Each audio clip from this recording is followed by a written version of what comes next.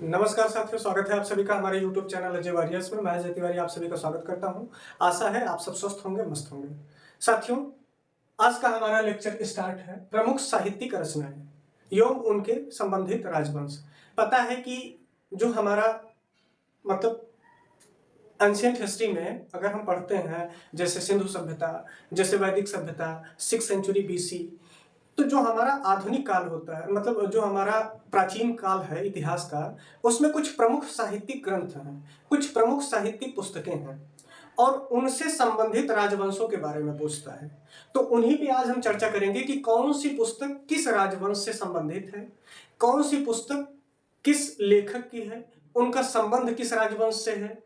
इन सब सारी बातों पे हम डिटेल में चर्चा करेंगे और ये बहुत ही इंपॉर्टेंट पुस्तकें हैं। आप एक बार जरूर वीडियो को देखिए, आपको लग जाएगा कि वीडियो में जो भी पुस्तक दिए गए हैं संबंधित राजवंश भी पूछ लेता है कि इस पुस्तक का संबंध किस राजवंश से है।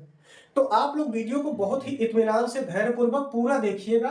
प्लीज आप लोगों से रिक्वेस्ट है और आप लोग जरूर कुछ सीख कर जाएंगे, क्योंकि यहाँ पर जो हमने पुस्तकें लिखी हैं, जो हमने रचनाकार लिखे इन पुस्तकों के, और वही सिलेक्टेड पुस्तकें जो घूम फिर के एग्जामों में आपसे पूछी जाती हैं। ये प्राचीन काल से संबंधित पुस्तकें हैं और इनसे प्रश्न जरूर बनता है।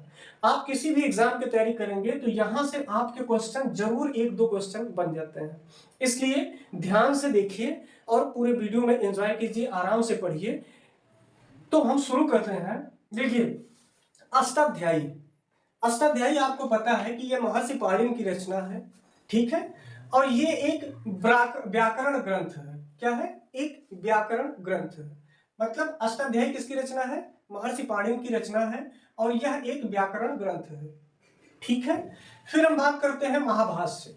महाभाष्य पुस्तक किसकी रचना है? पतंजलि की, ठीक है। महाभाष्य पुस्तक किसकी रचना है? पतंजलि की।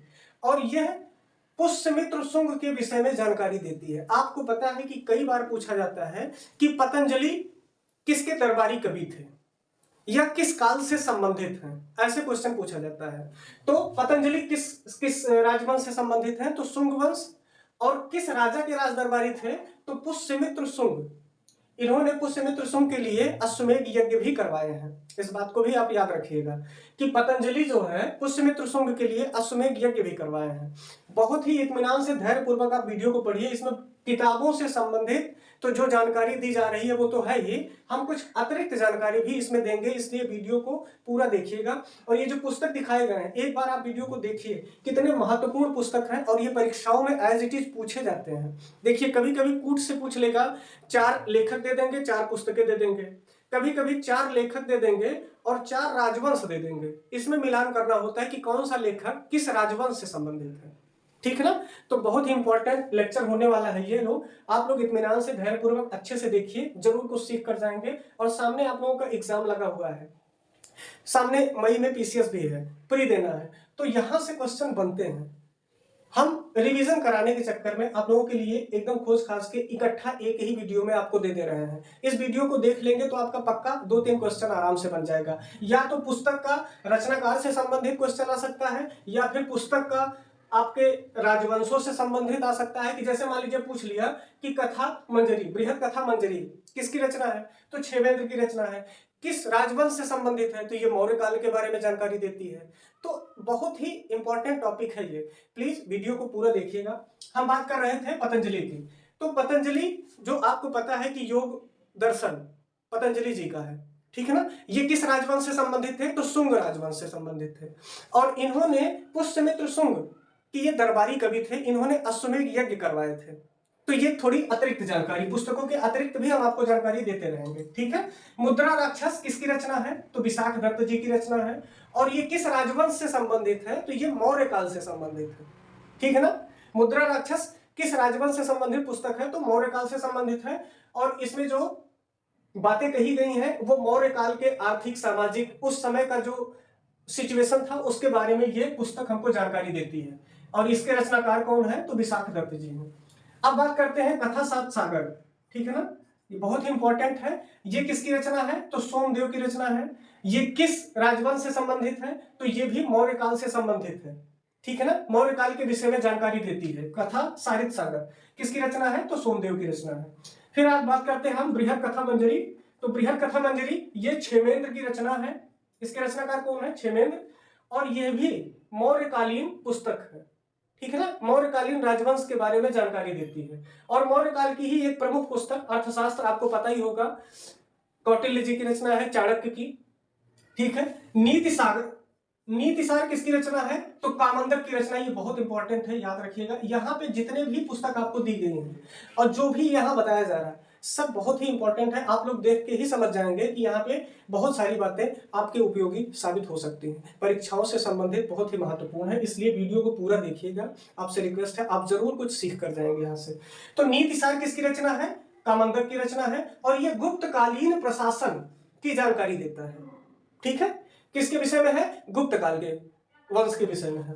मालविकाग्निमित्रम किसकी रचना है? तो कालिदास जी की रचना है। अच्छा, इसमें मालविकाग्निमित्रम जो है ये कालिदास जी की बहुत ही प्रमुख रचना है और ये शुंग वंश से संबंधित है, ठीक है ना। किससे संबंधित है? शुंग वंश से। तो शुंग वंश से संबंधित है मालविकाग्निमित्रम। इसमें मालविका और अग्निमित्र दो लोगों की प्रेम कहानी है। किसकी है? मालविकाग्निमित्रम में मालविका और अग्निमित्र इन्हीं के संबंधित है। और ये किसने लिखा है? कालिदास जी ने, ठीक है। मृच्छकटिकम किसकी रचना है? शूद्रक की रचना है। और ये गुप्तकालीन समाज का वर्णन, गुप्तकालीन अर्थव्यवस्था, गुप्तकालीन राजनीतिक व्यवस्था, इन सब सारी चीजों पर आधारित है। उस समय का समाज कैसा था, तो गुप्तकालीन समाज का वर्णन किस पुस्तक में है? तो मृच्छकटिकम में है। और इसकी रचना किसने की है? शूद्रक ने, ठीक है। हर्ष चरित्र की बात करते हैं तो ये बहुत ही पॉपुलर है। ये भी बाणभट्ट की रचना है और ये हर्षवर्धन की उपलब्धियों के बारे में जानकारी देता है, ठीक है। राजतरंगिणी किसकी रचना है? तो कल्हड़ जी की रचना है और ये कश्मीर राजवंश के बारे में जानकारी देती है हमें, ठीक है। किरातार्जुनीयम, बहुत बार इसको लोग कालिदास मार देते हैं। ये पुस्तक, क्योंकि अभिज्ञान शाकुंतलम हुआ, मालविकाग्निमित्रम हुआ, ये सब जो रचनाएं हैं, रघुवंशम हुआ, ऋतु संहार हुआ, मेघदूत हुआ, ये सारी रचनाएं जरूर कालिदास जी की हैं, लेकिन किरातार्जुनीयम कालिदास जी की नहीं है। ये बहुत बार कंफ्यूजन में लोग गलत मार देते हैं। किरातार्जुनीयम किसको मार देते हैं? कालिदास जी को। कालिदास जी की रचनाएं याद कर लीजिए, एक बार मैं फिर से रिकॉल करा दे रहा हूं, बहुत ही इंपॉर्टेंट है और इनको भारत का शेक्सपियर भी कहा जाता है। इनकी प्रमुख रचनाओं में मेघदूत है, ऋतु संहारम है, अभिज्ञान शाकुंतलम है, मालविकाग्निमित्रम है, ये सब सारी रचनाएं, रघुवंशम है, ये सब सारी रचनाएं किसकी हैं? कालिदास जी की है। तो किरातार्जुनीयम किसकी रचना है? ये महाकवि भारवी की रचना है। किसकी है? महाकवि भारवी। ये जितने भी प्रमुख साहित्यिक, जो प्राचीन वैदिक साहित्य से संबंधित जो साक्ष्य हैं, जो पुस्तकें हैं, ये बहुत ही इंपॉर्टेंट है। और आने वाले पीसीएस प्री में ये यहां से आपको 2-3 टाइप से क्वेश्चन पूछ सकता है। या तो आपको डायरेक्ट पुस्तक देगा, सामने रचनाकार दे देगा, या तो आपको एक पुस्तक देगा, 4 विकल्प देंगे जिसमें रचनाकार होंगे, इस टाइप से पूछ सकता है। या फिर कूट में हो सकता है पुस्तकें दे दें और संबंधित राजवंश दे, जैसे यहां हमने लिखा है विशेष तौर पर, ठीक है ना। तो कौन सी पुस्तक किस राजवंश से संबंधित है, किस राजवंश के बारे में जानकारी देती है, ये सब सारी चीजें एक ही वीडियो में आपको मिल रही हैं। तो प्लीज वीडियो को एंजॉय करिए, आराम से देखिए और बहुत ही उपयोगी साबित होगा, ऐसी आशा है। जरूर कुछ सीख कर जाएंगे। स्वप्नवास दत्ता, ये भी एक महत्वपूर्ण पुस्तक है। ये महाकवि भास की रचना है, ठीक है ना। स्वप्नवास दत्ता किसकी रचना है? महाकवि भास की रचना है। किरातार्जुनीयम किसकी रचना है? भारवी की रचना है। भूल कर भी कालिदास मत मारिएगा, ठीक है।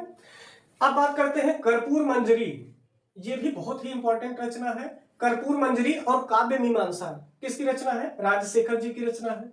बृहद संहिता पंच सिद्धांतिका किसकी रचना है? बाराहमिहिर की रचना है।